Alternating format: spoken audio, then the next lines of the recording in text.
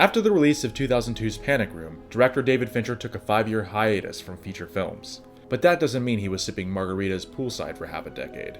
He was hard at work, creating some of the highest profile and most controversial short-form work of his career. Fincher's 2002 spot for Adidas, Mechanical Legs, is a great little bit of advertising done in the classic Fincher visual style. High contrast lighting, a steely color palette, and a kinetic camera. The entire piece is a digital creation, featuring a pair of disembodied robot legs exhibiting superhuman agility and speed as they test out a new pair of Adidas sneakers. Fincher's flair for visual effects and dynamic compositions makes the spot effective, and, more importantly, memorable. I'm thirsty. You want something? If you're up. I'm up. You want anything? It's okay. David, I'm in the kitchen. Can I get you anything? What do you have? Fincher's spot for Coca-Cola, the Arquettes, received a lot of airplay based on the popularity of the eponymous couple of the early 2000s, following Courtney's successful run on Friends, as well as their combined appearances in Wes Craven's Scream films. Fincher's hand is evident in the desaturated warm tones that favor slightly colder yellows instead of typical oranges, as well as the high contrast lighting.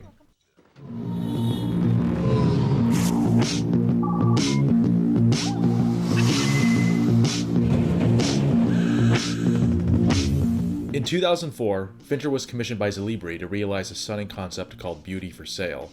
The piece takes place in a futuristic world, filled with the imaginative production design and world building Fincher is known for, and bolstered by the visually arresting conceit of normal people wearing supermodel bodies as costumes, achieved through clever CGI and other visual effects.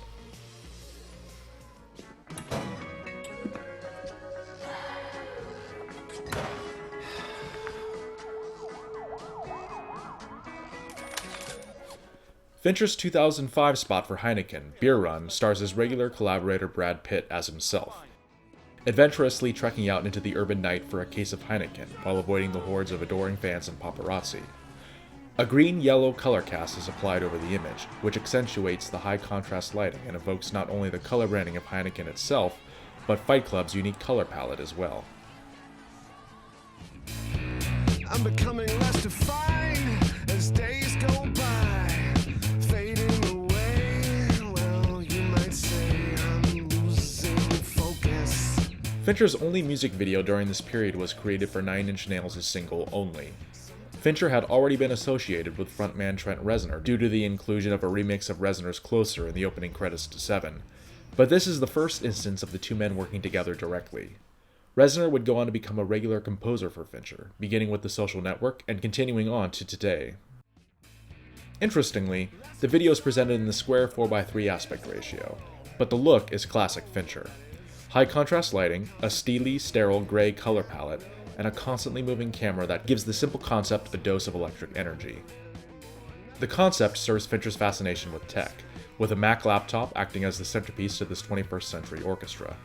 CGI is used to inspired effect in incorporating sound waves on the surface of coffee, as well as conveying Reznor's face and performance via those needle art slabs that were popular during the era. In 2006, Fincher reteamed with the cinematographer for the game, the late Harris Savides, to shoot a commercial for Motorola called Pebble. The spot tracks the long, slow erosion of a rock until it becomes so smooth that it adopts the form factor of Motorola's Pebble mobile phone. Fincher uses CGI in the form of meteors, craters, and weather to portray eons of time in only 60 seconds. This spot was filmed with digital cameras, and is credited with giving Fincher and Savides the desire to adopt the format for the next feature collaboration, 2007's Zodiac. There's a huge ethical debate about using CGI advancements to bring long-dead celebrities back to life. A debate that more or less began in 2007, when Fincher and Orville Redenbacher's had the audacity to bring Orville himself back from the dead to hawk some popcorn. Here, Fincher's familiarity with effects works against him, with his excitement at bringing dear old Orville back from the dead perhaps blinding him to the resulting uncanny valley effect. Reanimated is easily one of Fincher's most controversial videos, and for good reason. The main takeaway from this period of Fincher's career is that his experimentation with digital filmmaking technology would result in his overall confidence in the format and its future. His early adoption and utilization of digital filmmaking on a large scale would transform him into the poster boy for the nascent format. In the heady days before the Great Recession of 2008, Specialty studio shingles like Paramount Vantage and Warner Independent thrived and flourished by betting big on bold artistic voices and collecting on the lucrative DVD market, as well as the windfall from award season prestige. The considerable financial backing required of these projects created an unsustainable bubble that would burst violently when the bottom fell out of the economy, forcing these quote-unquote indie divisions to shutter their doors, and pave the way for profit-positive blockbusters and compound franchises. Much like how the catastrophic failure of Michael Cimino's overindulgent Heaven's Gate killed a long run of director-centric classics at the end of the 1970s, so too did the excess and deregulation of the 2000s curtail the pop culture gains that independent films had been steadily making since the 90s. This short period saw the release of some of the most well-regarded films in recent history, films like No Country for Old Men and There Will Be Blood, films like David Fincher's sixth feature, Zodiac. Learn a lot.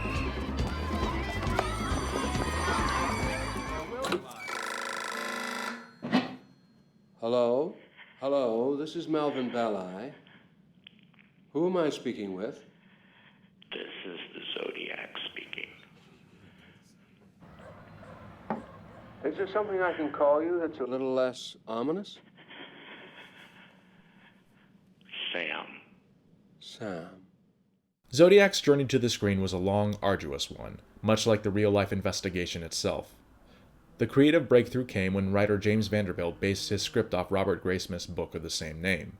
From Graysmith's template, Vanderbilt fashioned a huge tome of a screenplay that was then sent to Fincher, essentially out of respect for his exemplary work with the serial killer genre trappings in Seven. But they expected him to pass because of the similarities between the two works. To their surprise, Fincher responded with interest, and furthermore, he had a special connection to the material. He remembered his childhood in the Bay Area, where Zodiac's unfolding reign of terror was the subject of adults' hushed whispers, and his own captivated imagination. In an oblique way, Zodiac is an autobiographical and sentimental film for Fincher. A paean to a bygone, idyllic San Francisco whose innocence was shattered by the Zodiac murders.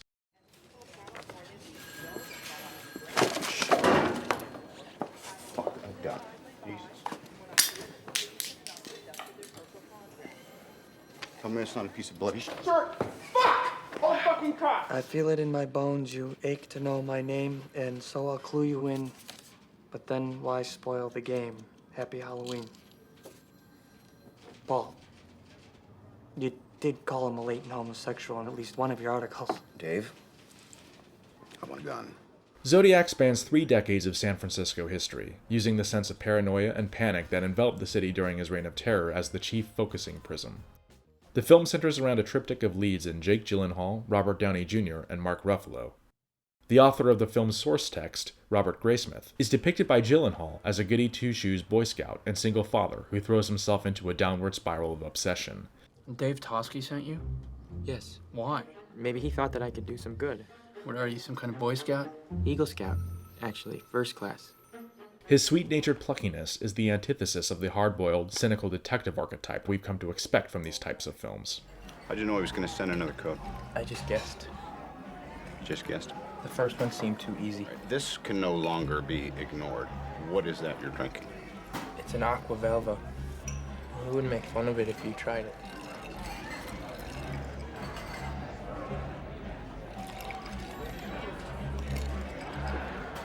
Downey, per usual, steals every scene he's in as the flamboyant, acid-witted Paul Avery.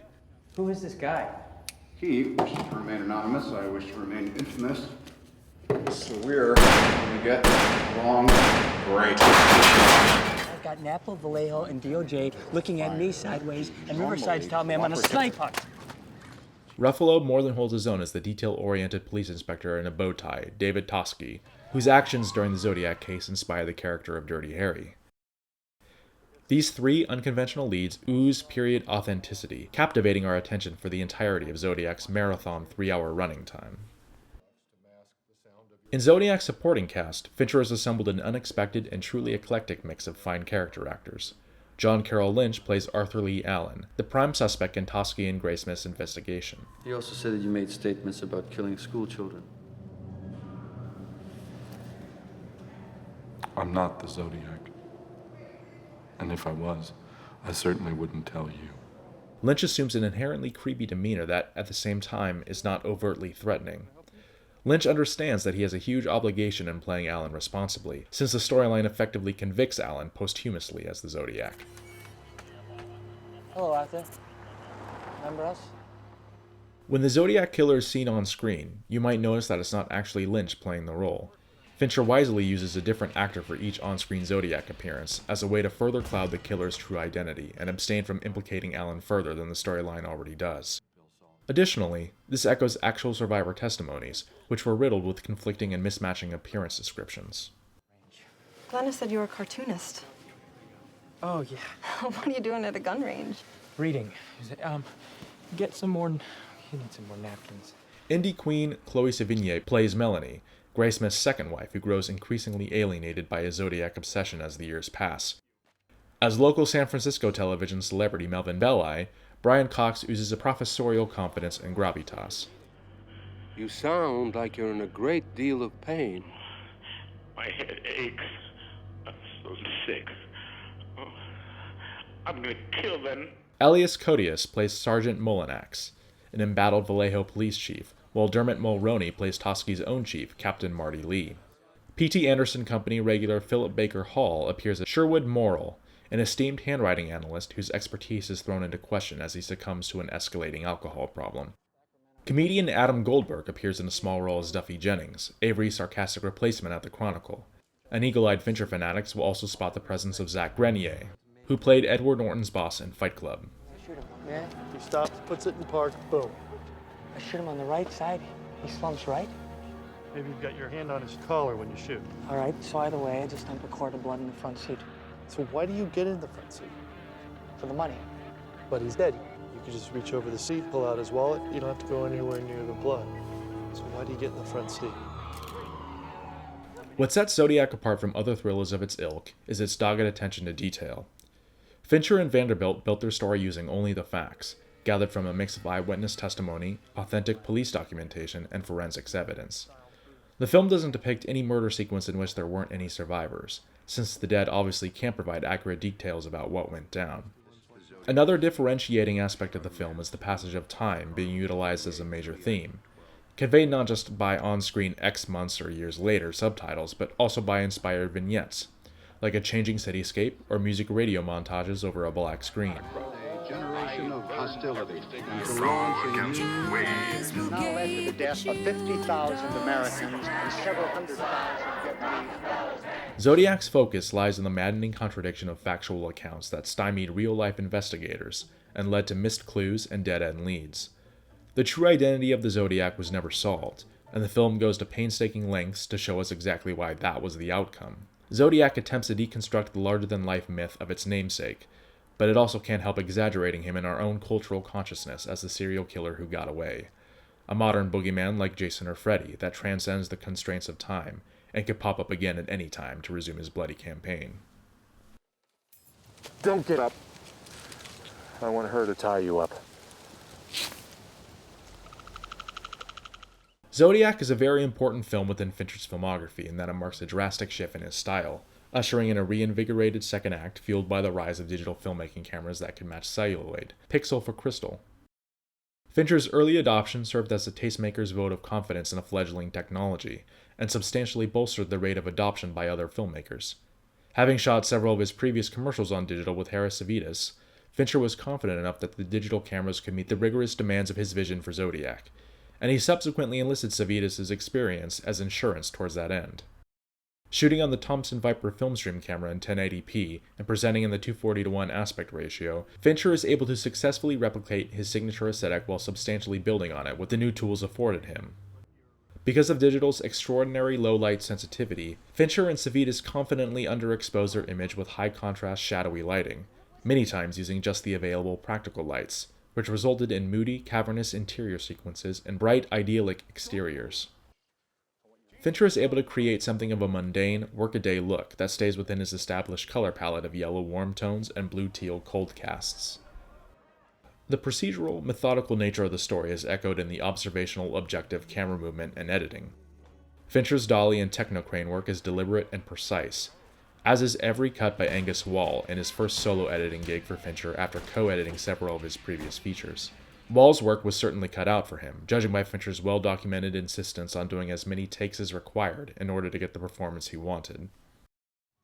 Zodiac is quite simply one of the most realistic and authentic-looking period films ever made, thanks to Donald Graham Burt's meticulous production design. Burt and Fincher aren't after a stylized, exaggerated vintage look like P.T. Anderson's Boogie Nights, but rather a lived-in, well-worn, and low-key aesthetic. Fincher's borderline obsessive attention to historical detail extended as far as flying in trees via helicopter to make the Lake Berryessa locale look just as it did at the time. Practical solutions like this were augmented by clever, well-hidden CGI and digital matte paintings that never call attention to themselves. For a film so predicated upon its own historical authenticity, however, Fincher acknowledges a surprising amount of artistic license taken with the film's story, compiling composites of characters and reimagining real-life events in a bid for a streamlined, clean narrative. How can people be so heartless? How can people be so cruel? In developing the film, Fincher initially didn't want to use a traditional score. Instead, he preferred a rich tapestry of popular period songs, radio commercials, and other audio recordings.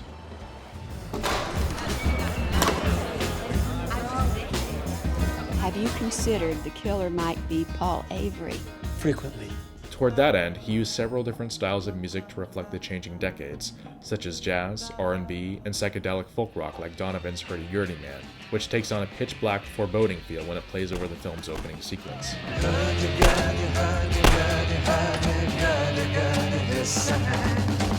Here comes a roly-poly man, he's singing songs of love. Once the film was well into post-production, Fincher's regular sound designer Ren Kleiss reportedly suggested that the film stood to benefit from original score during key moments. Fincher eventually agreed and reached out to David Shire, the composer of Alan J. Pakula's All the President's Men, a film that served as Zodiac's tonal influence.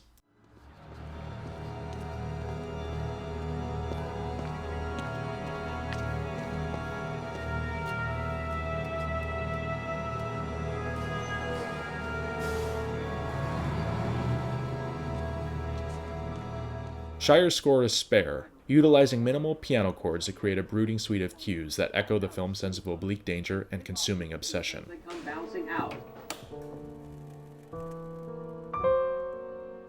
The story of Zodiac is perfectly suited to Fincher's signature thematic fascinations. Architecture plays a big role here, with Fincher depicting San Francisco as a city in transition. He shows cranes on the skyline, holes in the ground waiting to be filled, and most famously, an impressionistic time-lapse of the Transamerica Tower's construction. This approach extends to his interiors, specifically the Chronicle offices, which slowly transform over the years from a beige bullpen of clacking typewriters and cathedral ceilings to a brighter workspace with low-slung tile ceilings and fluorescent light fixtures. I can't tell if I wanted it to be Alan so bad because I actually thought it was him, or I just wanted all this to be over. It's because you thought it was him. And I did too. You know what? Take some time off. Spend some time with your wife and the kids. Go to Candlestick. See a movie. Nihilism, another recurring theme throughout Fincher's work, pervades the storyline and the actions of its characters. Because the characters are unable to solve the mystery and tie things up with a neat little bow, they either fall into an existential crisis about all their wasted efforts, or they simply lose interest and move on. Do you know what the chances of us arresting someone are now? Too much time has gone by, okay? Too much of the evidence is lost. People get old, Robert, they forget. Now, I have been a cop for 25 years, murder police for 12. What do you do for a living? You know what I do for a You're a living. cartoonist. So what are you saying? I'm saying Zodiac was my job. It's not yours.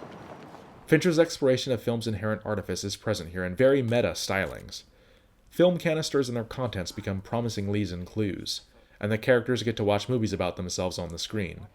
Fincher makes a big show of Toschi attending the Dirty Harry premiere, for instance. Zodiac's unique tone and subtext is perfectly indicative of Fincher's sensibilities as an artist. Zodiac bowed at the Cannes Film Festival to great reviews, its praise echoed by a cabal of prominent critics stateside. They hailed it as a masterpiece and Fincher's first truly mature work as a filmmaker, the implication being that the maverick director was ready to join the Oscar pantheon of great filmmakers. While the film is criminally overlooked by the Academy in all aspects, time has revealed Zodiac as one of the best films of the decade, and undoubtedly one of Fincher's grandest achievements. Just down in the basement. Not many people have basements in California. I do.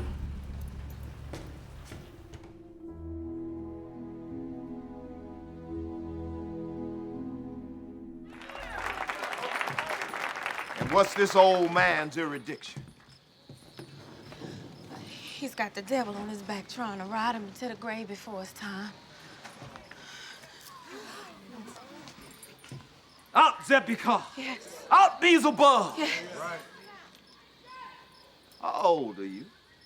7, but I look a lot older. Within Fincher's filmography, The Curious Case of Benjamin Button is just that, a curious case. It's his most awarded film, yet surprisingly, it's also one of his most controversial.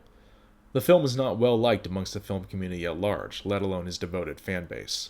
It is commonly accused of maudlin sentiments, which at the time of its release were at odds with a cynical American mentality wrought by terrorism and an unpopular war abroad.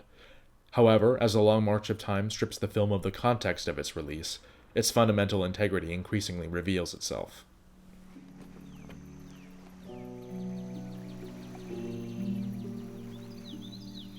I promise you I'll never lose myself to self-pity again.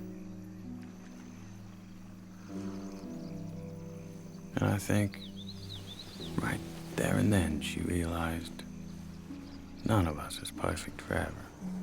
The Curious Case of Benjamin Button is based off the F. Scott Fitzgerald book of the same name, published in 1922.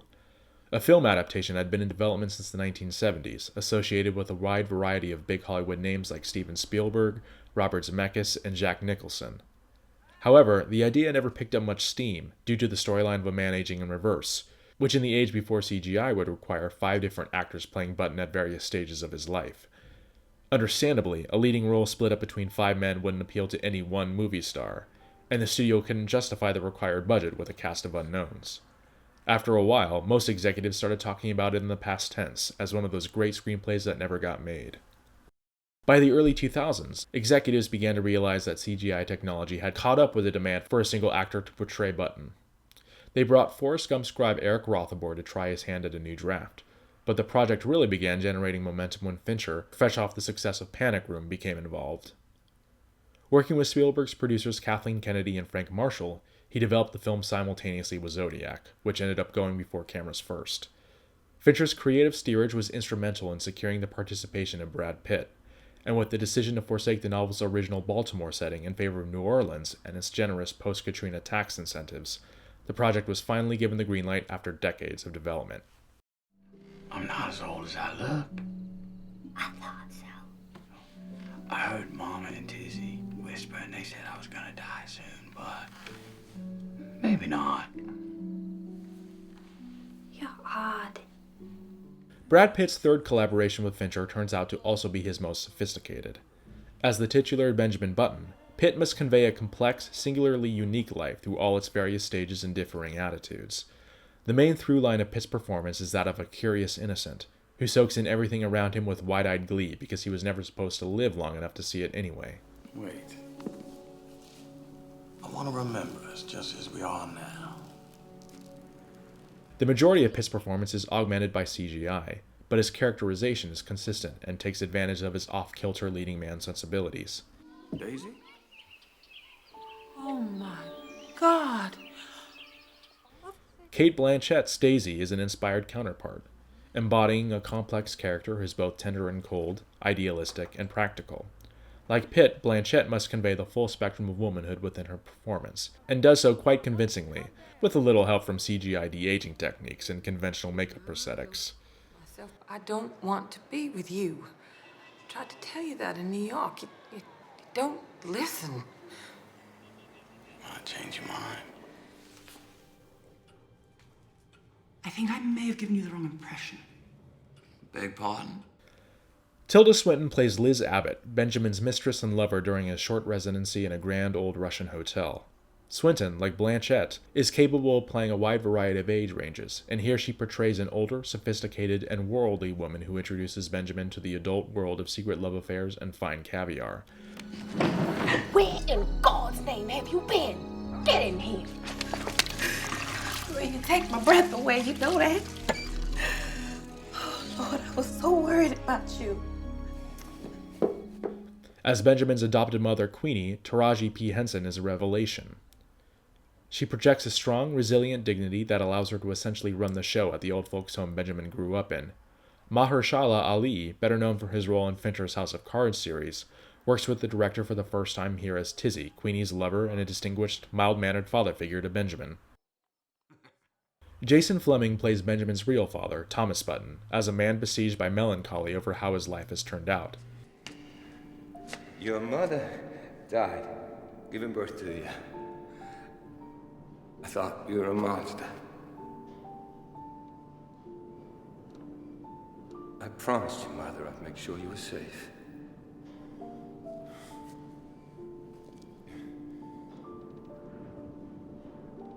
I should never have abandoned you.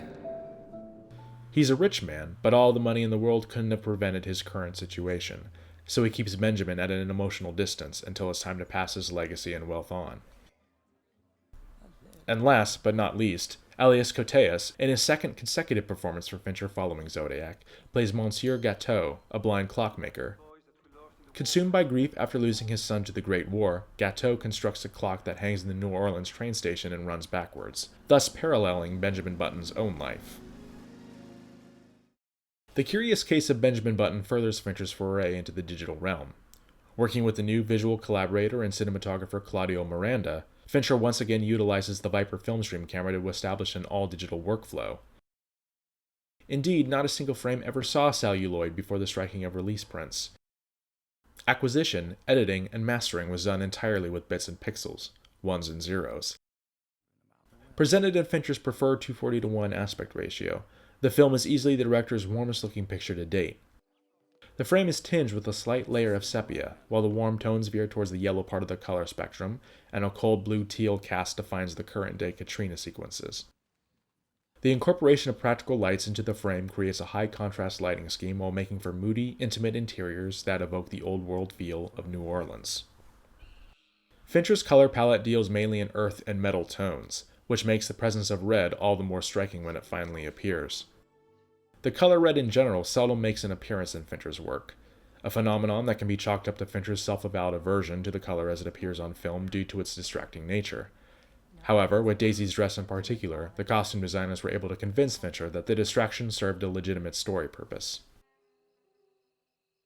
For a director so well known for his dynamic sense of camera movement, The Curious Case of Benjamin Button is a surprisingly sedate affair. While certain key moments are punctuated with dolly or technocrane movements, for the most part Fincher is content to let the frame stay static and allow the performances to take center stage.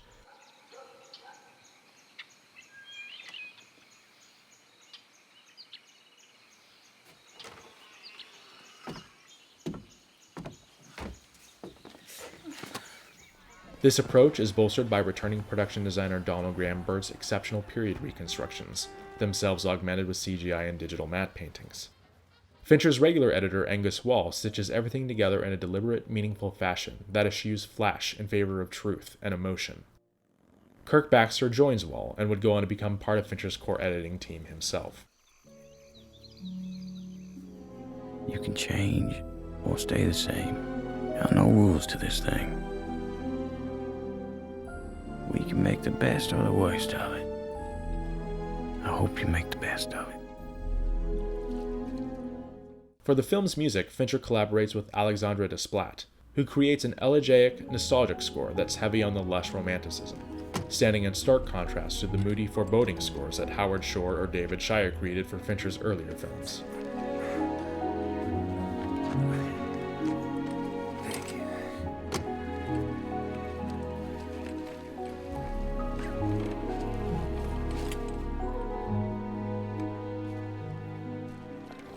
Fincher supplements Desplat's whimsical suite of cues with several historical needle drops that fill out the period. Southern ragtime, R&B crooner hits like The Platters' My Prayer, and even the Beatles' Twist and Shout.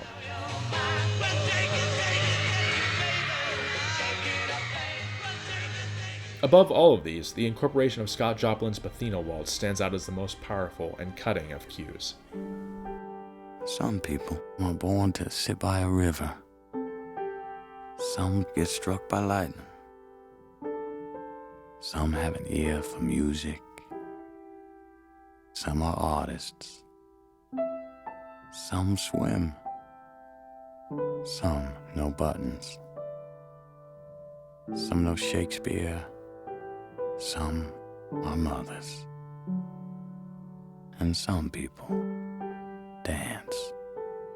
For a lot of people, The Curious Case of Benjamin Button doesn't feel like a Fincher film, mainly because of its optimistic and sentimental tone that stands at stark odds with the rest of his emotionally cold, nihilistic filmography. A hotel in the middle of the night can be a magical place. A mouse running and stopping. A radiator hissing. A curtain blowing. However, the film is right in line with the trajectory of Fincher's other thematic explorations. While the passage of time is a key theme specific to the film's story, it builds upon the foundation that Fincher established in Zodiac, a story that also took place over the course of several decades. The old-world New Orleans setting allows for lots of classical Victorian architecture in the form of ornate southern mansions and municipal buildings that, as the years tick by, give way to a modern mid-century feel. Despite being shot on digital, The Curious Case of Benjamin Button plays with the artificial constructs of the film medium in an attempt to emulate and evoke the format. Flashback sequences, like the blind clockmaker vignette and a man getting struck by lightning, are treated to look like old silent pictures from the Edison era. Jittery frames, contrast fluctuations, and heavy scratches. These filters, applied in post-production, serve to differentiate the flashbacks from the sumptuously shot main story, but they also clue into a curious phenomenon that has risen out of the industry's quick shift into digital filmmaking, the treating of digital footage to look like celluloid film. Along with Robert Rodriguez's Planet Terror in 2006, The Curious Case of Benjamin Button is one of the earliest mainstream instances of applying filmic artifacts onto a digitally pure image. The film's release in 2008 was met with modest commercial success and polarized reviews, with some deriding it as a Forrest Gump knockoff, while an equally vocal contingent hailed it as a technical triumph and a masterpiece of storytelling. Fincher had his first real brush with the Oscars after the film's release, with his direction receiving a nomination in addition to a nomination for Best Picture. It would collect a slew of actual wins for its groundbreaking visual effects work in seamlessly mapping a CG face onto a live-action body performance. It is an admittedly easy film to dismiss for cynical reasons, but The Curious Case of Benjamin Button holds many treasures for those who choose to embrace it. Like its unique protagonist, the film will persist through the ages, precisely because of its poignant insights into the meaning of our fragile, fleeting existence on this earth. It's a commonly held notion that age softens even the hardest of personalities. The production of The Curious Case of Benjamin Button saw Fincher enter middle age and come to grips with his own mortality after the death of his father. As such, the film is an unexpectedly sentimental and heartfelt entry in the director's canon. Several years removed from its release, it stands as a portrait of an artist looking back on his life, and softening his edge without sacrificing who he is. The mid-aughts found Fincher taking his first bold steps into the digital realm, and it would be in these new uncharted waters that Fincher would shape his evolving aesthetic into its most potent form.